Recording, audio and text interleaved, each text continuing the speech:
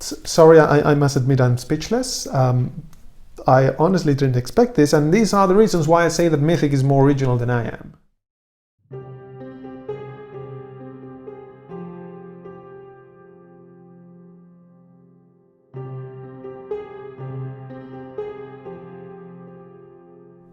Hello, welcome to RPG Tips, and welcome to episode 2 of Stories of Bardoba, a solo actual play campaign in which we all share the story that the dice generate. I am Jose, and I'll be your game master and player.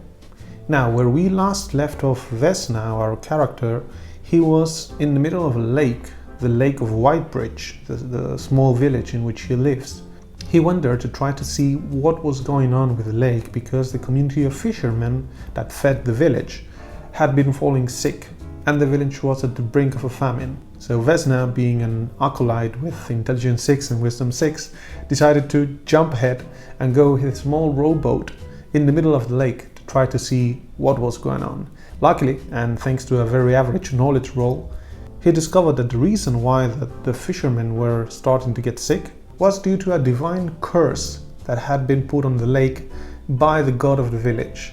Through Worlds Without Number religion generator, we discovered that the god of the village was a god of protection and good luck, the god that the travelers that went through the merchant route that traversed Whitebridge used to pray to have good luck and protection during their travels.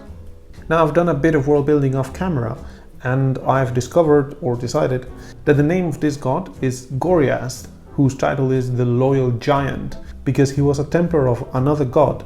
Remember that we discovered on the religion generator that he was a saint of another religion. So he was Templar of Flamastis, the queen of the gods, who during a period of strife called the White Crusade had to hide the relics of Flamastis all across Bardoba for all his life to keep them from someone, we don't know who. That's why he was ascended, and that explains why the sacrifice that people have to make to be protected by him is to sacrifice their past, because, well, that's what he did. So the last thing we discovered was that Vesna had to bring mementos and happy memories of the community of fishermen somewhere to appease Goriath, and now we get to generate where we have to bring them. So let's do it. To generate our objective location, I'm going to use Into the Weird and Wild, which is a book that I presented in Bite-Sized Solo episode 1, centered around forests and, well, dark, creepy forests and everything related to them. It has a generator that I love, which is a name of a dungeon where something happens, but you can obtain something. And that's what we're going to use to know where we have to go. So here we are at the Wilderness Dungeon generator, and first we're going to generate the name of the dungeon itself. Well, I mean, it's not a dungeon, it's a dark forest, but this game presents forests as dungeons, so that's what we're going to use. So the prefix of the place we have to go to is, it's a D50, so this is a 33. The Old Growth, 16. Old Growth of Drowning.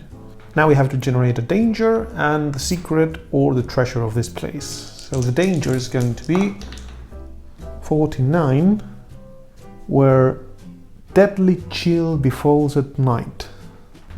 And now for the secret, that's 47, but we can find the buried treasure of a barbarian king. So to sum up, Vesna is going to have to bring the mementos of the fishermen to the Old Growth of Drowning, where deadly chill befalls at night, but you can find buried the treasure of a barbarian king. Now the last thing we need to know is, how far is it from here? Or actually, do we know where it is? Let's make a no roll for that. I'm going to assume the difficulty is around 8, because this is relatively hard, so I don't think we're going to know it. No, that's a 3. Vesna has no real clue where the Old Growth of Drowning is, but at least we know we have to find it. So I'm going to write that down as a sub-thread of our main thread, which is help cleanse the village of Whitebridge. So, going back to the scene, Vesna, let's assume that this is the lake. Vesna is on his boat, and he knows that he has to find the Old Growth, and he also knows that he doesn't know where it is. So the easiest thing to do is to go back to Whitebridge to try to find somebody who actually knows where the Old Growth is, or who can point us to where we can find it. Of course, we're also going to have to actually gather the mementos from the fishermen. and hopefully not have to convince them too much or persuade them about the truth of what we know. Because if people know that Vesna is not really that intelligent, they may not trust him too much. We're going to see. So for now he has to go back to Whitebridge. But he's on a cursed lake, and we are at the start of the game, and for now we've been just rolling on generators. I want some action, so let's generate an encounter. I've got here the tables for Bold, the Book of Legends and Deeds, by the same person that did the Universal NPC Emulator. And here we have different descriptors of an encounter. I'm going to keep only easy foes, hard foes, physical, factional, epic, and natural. That's 6 results, and let's see what kind of encounter we have. That's an epic encounter. I'm sure that's going to generate some fancy results. And the result we have, the encounter itself, is a 5, which is a myth. And the modifier for our myth is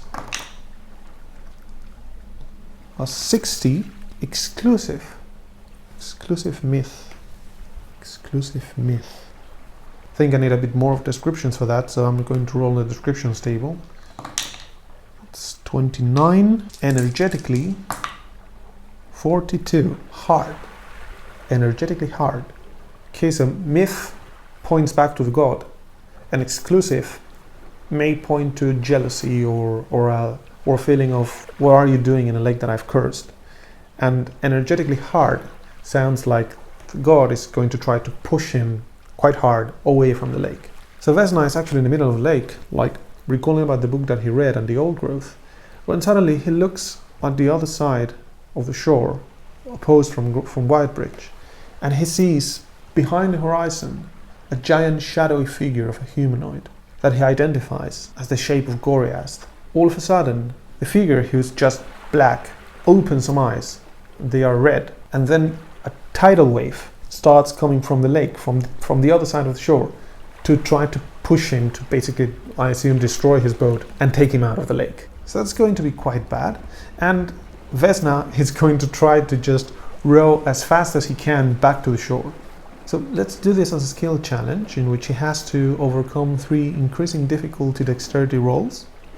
We'll start with difficulty 5, then difficulty 7 and difficulty 9 to signal if he's able to go faster than the tidal wave and reach the shore safely, or if the tidal wave catches him and pushes him hard to the shore, possibly destroying his boat. So he starts rowing, and the first roll is a 9. He's confident. The tidal wave is far enough that it is not too fast and it's not altering the waters enough that it's hard to row, and he just keeps on. Let's do the second one. Ooh, that's a 10, so he succeeds again. He can see the shore now, but the tidal wave is starting to roar behind his back and is starting to grow. And the third one, this difficulty is 9, so I don't think we'll be able to make it. That's a 7, no. On the last moment, just when he's very close to the docks, the tidal wave just catches him and pushes him hard. So I must say that this wasn't as bad as I expected. I really thought that we were going to crash in the middle of the lake and we were going to drown. So, not too bad. Now, is our boat destroyed? Let's make a fate check for that. So I'm going to give it a probability of -2 to break. That's an 8, -2 is 6. And both are odd. Extremely no. Great. That tells us that probably we were able to catch like the tidal wave enough to probably bump on the dock, but just jump around and avoid getting hurt. So with his breath accelerated, he sees the docks getting close and he just jumps at the last moment, makes a roll, ends up on the floor, but he's not hurt, and a wave of dirty water and seaweed just passes over him and covers him. But he's not hurt and the boat is not destroyed. So not too bad. So we can end this scene here. I think we were quite lucky in the sense that we entered a cursed lake. The god tried to attack us and we were safe. And we've learned where we have to go. So we can head to the second scene now. Now we started with a chaos factor of 4 because that's a default for Mythic Variations 2. I'm going to bump it to 5 because we were attacked by a god. And let's decide what we want to do now. So we have 2 subthreads now. The first one is to obtain knowledge about where the old growth of drowning is, and second, to convince the families of the fishermen that the lake is cursed due to the village stopping worshipping Goriath and getting their mementos. Since if we don't have the mementos, there's no point in actually going anywhere. I think Vesna first would go to the families of the fishermen to try to convince them. So here we are, back at the village of Whitebridge from the docks, in the area where the fishermen live, close to the lake. And our scene is Vesna is going to try to talk to the representative of the fishermen, I guess, to try to convince them about the curse. So, is the scene altered or interrupted? Our chaos factor was 5, so we have to roll 1d10. That's a 5, so the scene is interrupted. We get a random event. And that event is a 2. A remote event. Remote event. Now, I'm not normally a fan of remote events, but let's try to make it work. If we are at the village, a remote event that may affect us is something going on at the lake, possibly, which would probably make worse the situation if there's something wrong at the lake now and people see it, and people know that we've come from the lake. That may worsen our hopes of solving this problem. So let's roll 1d6 to decide if it's something remote at the lake or at the Whitebridge, for instance. So 1 to 3, the lake. 4 to 6, the bridge. 2, something's wrong at the lake. Great. I'm going to run the descriptor table. It's something 70. Mechanically 70. Mechanically mysterious. Something mechanically mysterious. I think we may have been confused. I think we may have relied too much on the knowledge of Vesna that he just read from a book. So now when he's walking to the houses of the fishermen, he starts hearing this horrible clanking metallic sound from behind from the lake, and a shadow starts covering part of the village when a huge ancient metallic structure starts rising from the lake. It's a black pyramid. So Vesna turns back, flabbergasted, honestly with the exact same emotion that I have right now, as some people come out of their houses worried and frightened at the sight of that huge pyramid that has just emerged from their only source of nourishment. Sorry, I must admit I'm speechless. I honestly didn't expect this, and these are the reasons why I say that Mythic is more original than I am. So what do we do now? What do we do? A pyramid has emerged from the lake. So Vesna is going to go back running there. But I mean, we saw the god. The god attacked us. So is this something related to the god? I don't know. I don't know, but well, this is how it feels to be a player. He goes to the lake and he starts watching the pyramid. Okay, so we know that it is mechanical and it is ancient and mysterious. Does it have an entrance? Let's make it 50-50. That's an 11, so yes, it has an entrance. Around 10 meters far from the shore, the pyramid has a slab that is covered in mossy purple writings that looks like a door. Okay, but does it look open? I mean, we know that there's the entrance, but can we enter? That's a 12. Yes, we can. Okay, so we are able to enter the pyramid, but I need a bit more of information. Is there a lot of people here? How many people have come? I'm going to roll 2d6 to generate a build curve for that. 8. So a lot of people, probably all of the community of fishermen and some people from the other areas of Whitebridge are starting to gather at the shore, murmuring. People have a mixture of anger at this thing that has basically obliterated their lake, and at the same time everybody seems to notice or to feel that this is unnatural. There's something wrong with this. I think we may have misjudged this situation. It looked like a cursed lake, but maybe the curse itself and the sickness was because this pyramid was starting to rise. But this is slightly too much for us. I mean, we are level 1. I promise you that my idea was just to generate a simple question which we had to travel to some place, and now we have this. Does the pyramid do anything? Does it seem like if the pyramid is actually doing anything, or does it have something moving, or is something coming outside from it? Fate check 50-50. 10, that's a no. So it's just there. I'm going to make a Hail Mary here. Do we have any kind of knowledge about black pyramids that come up from lakes? I'm going to make a no roll with a difficulty of 10. And we have a -1. Ooh, that's an 8. I mean, good, but no. So this is not something that we know about. So when Vesna is looking at the pyramid, trying to decide what to do, he hears a raised but shy voice from Racina, the village chief, trying to calm the people. Please calm down. I know this is strange, but please, you have to calm down. Please fall back. We don't know if this is dangerous. Please. Since we know that there's not a lot of guard or any kind of law enforcement here, the task of containing the people just falls on him. So Vesna is going to go to Racina to try to talk to him. He pushes past some people who are complaining at the chief to try to do something. Elder Racina. Yes, my boy, tell me. Do you know anything about this? Does he know anything about this?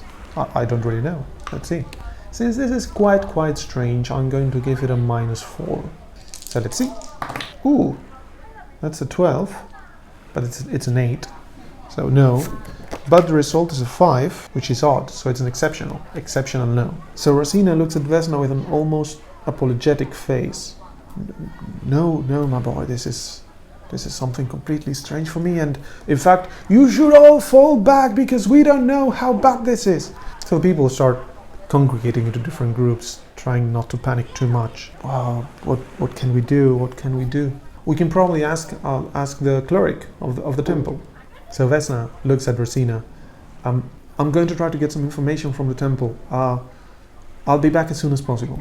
Sure, my boy, thank you. Please fall back.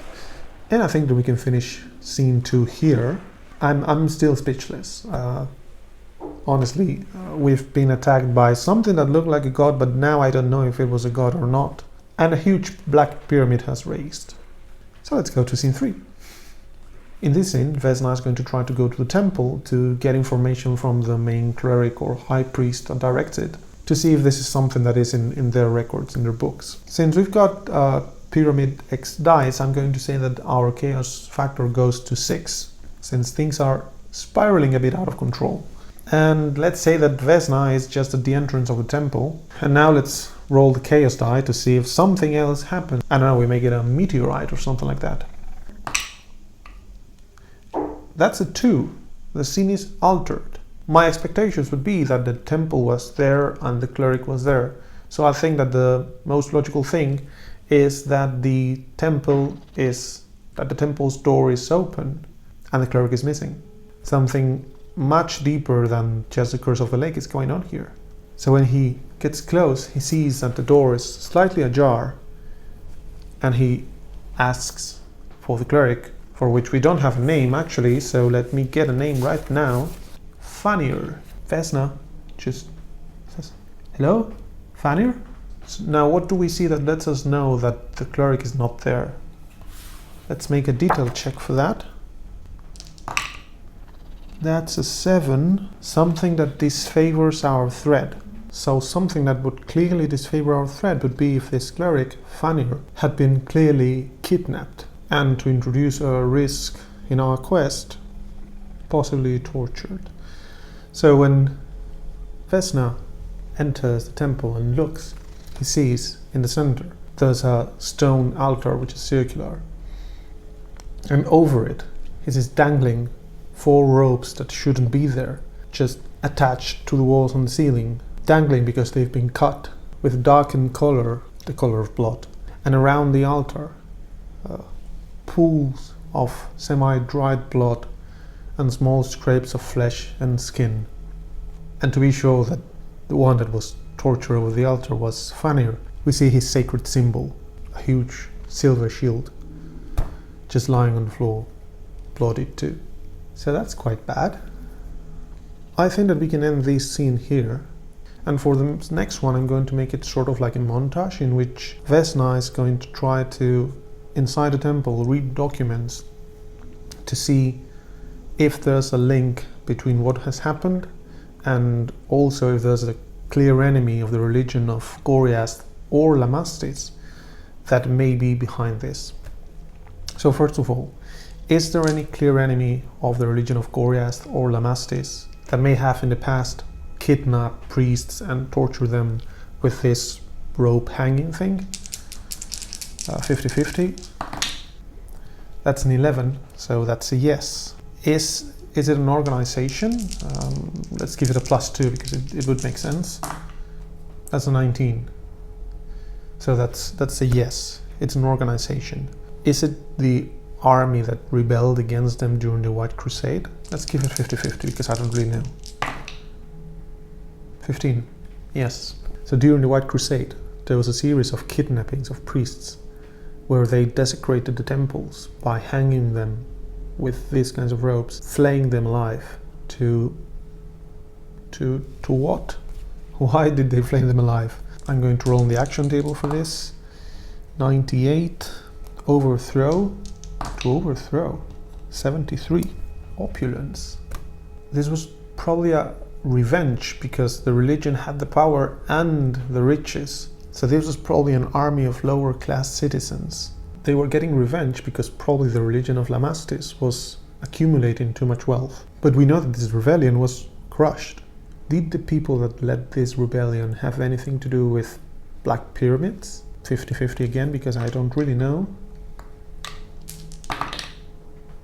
Ooh, that's a 10, so that's a no. But they are equal, so this is an exceptional and random event. So if it's exceptionally no, think that it was the opposite. These pyramids are related to Lamastis, the queen of the gods. And random event, something happens.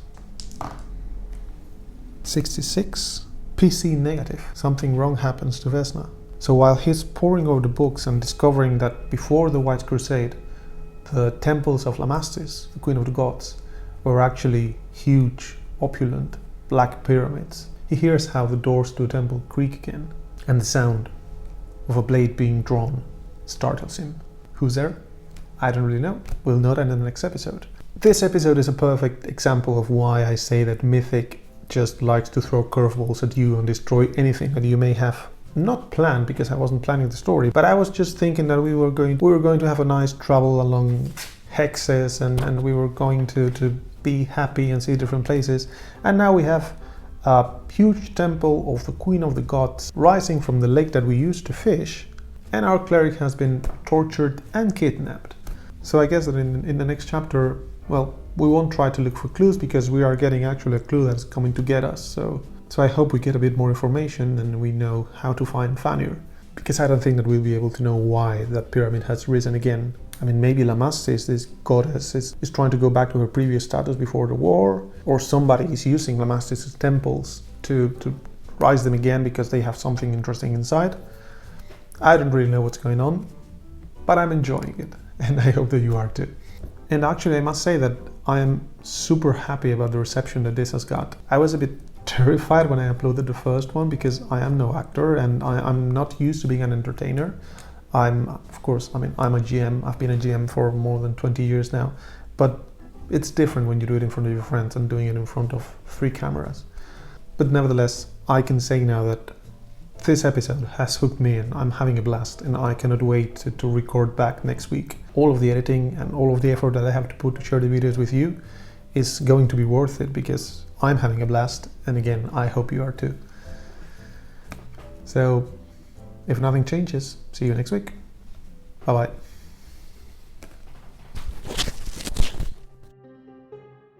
Oh, and thanks as always to Syrinscape for the amazing atmosphere and music. Make sure you check them out at www.syrinscape.com.